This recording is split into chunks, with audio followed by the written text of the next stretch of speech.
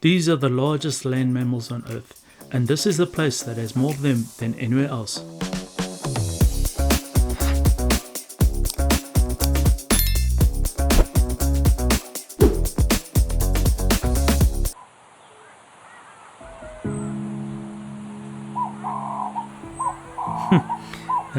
A cat will be a cat. We left the lions behind us and we made our way further north to a place called Ihaha, some 130 kilometers away and close to the Chobe River.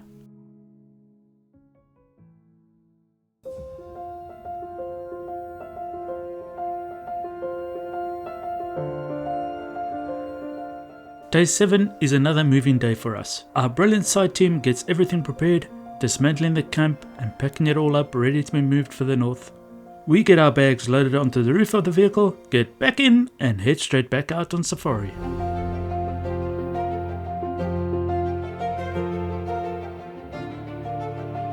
As we leave, one of the big boys from the Renegades comes to see us off.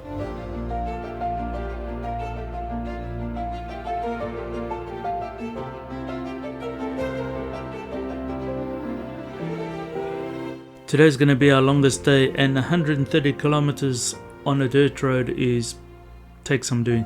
But what a place to do it in. Botswana, and this part of Botswana is just lovely. And it's not long before we see another giant from these parts. Giraffe, the tallest land mammal on Earth, a firm favorite for many on this trip with us.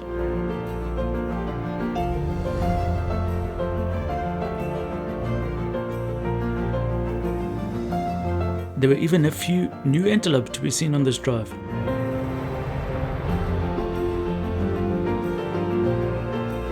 A steenbok,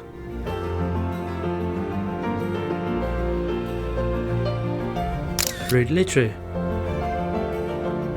and some sparring male impalas who looked ready to lock horns, but they ended up just showcasing to each other instead.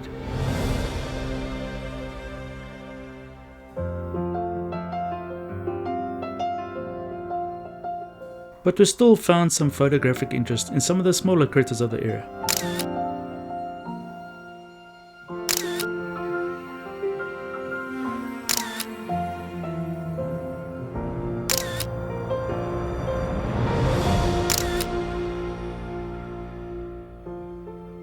And finally, after a long day, it was time for a little shut-eye.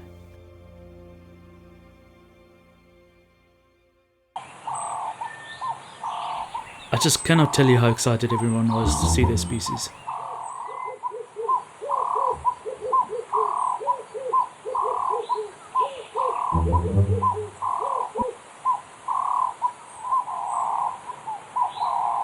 The old daytime, nighttime. The black egret uses a highly specialized hunting tactic called canopy feeding. It arcs its wings forward over its head like an umbrella, casting a perfect circle of shadow on the water.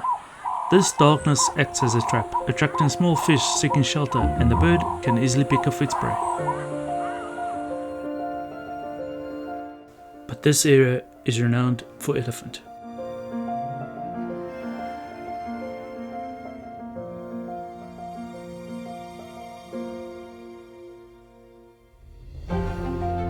Botswana is home to the largest elephant population on Earth, around 135,000 individuals. That's roughly 1/3 of the world's population.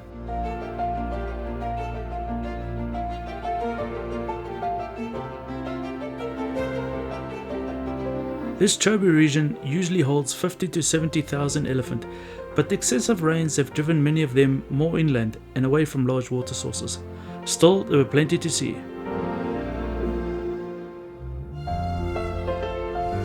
Our highlight had to be these two splashing around and playing together, fully submerged in the Chobe River.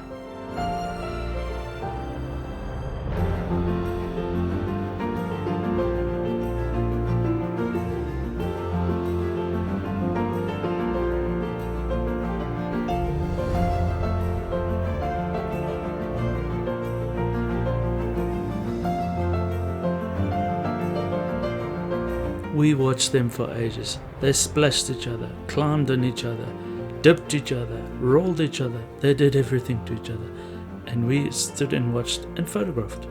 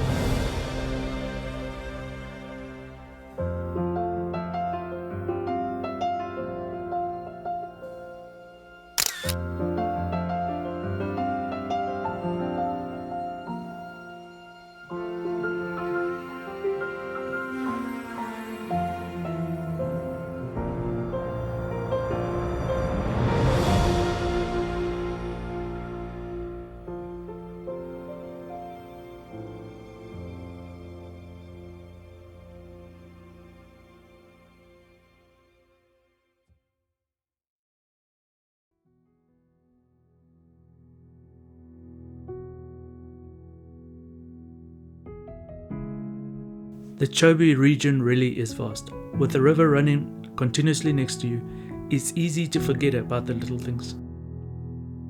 But it's the little things that fill the gaps and immerse you into this place. The small mammals,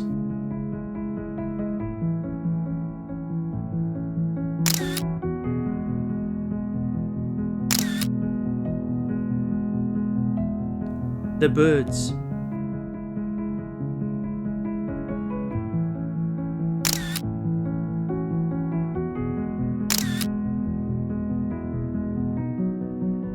the reptiles,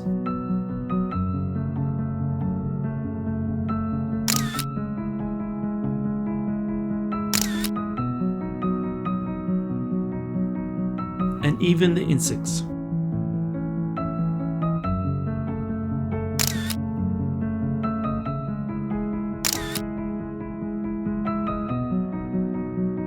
Oh, and baboons, always baboons. Usually up to mischief, they give you endless photo opportunities.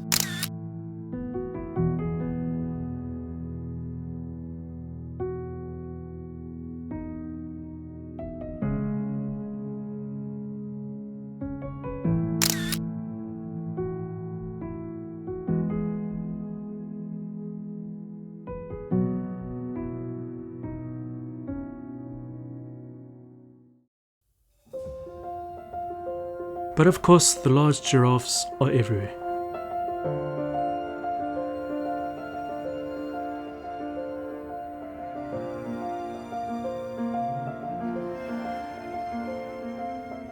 Curious and cute.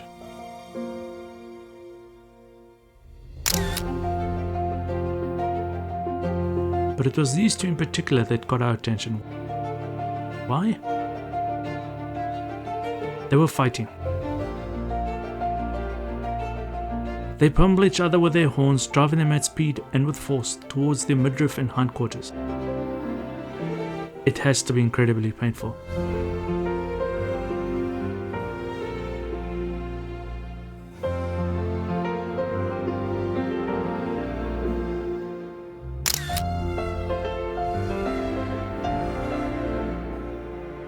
Luckily, most of the time they just lean against each other, a much gentler way of showing aggression. This was to be our final drive in the bush. We had an amazing time, both with our expanded team and with the wildlife we were lucky enough to encounter. A special thank you must go to the ground team who made the whole experience possible. Tony, who greeted us every morning with a smile and an offer of something to drink. Kennedy, whose famous phrase, "Your hot water is ready," will never be forgotten, along with his kind and gentle nature. Vix, who amazed us with fantastic food, cooked simply over an open fire out in the bush. Yummy!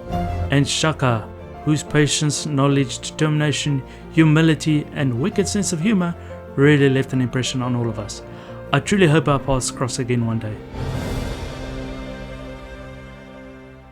That morning we took a gentle drive out of the Chobe National Park and spent our final afternoon in Botswana on the Chobe River. We meandered gently along the river, taking the fresh air, feeling the warm sun on our back, looking into Namibia and remembering all that had taken place in the last 10 days.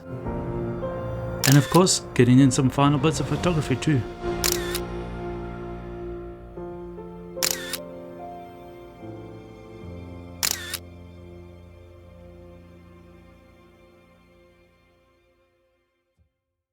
That morning we slept in a little, got up, had a wonderful breakfast and set off for the street markets in Kasane.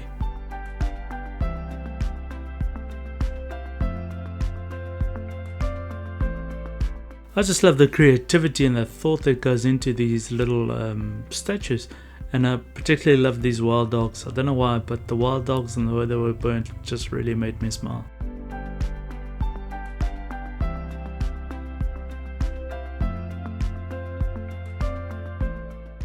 Botswana, we've loved every minute of it. Until we see you again, Khosi Yami.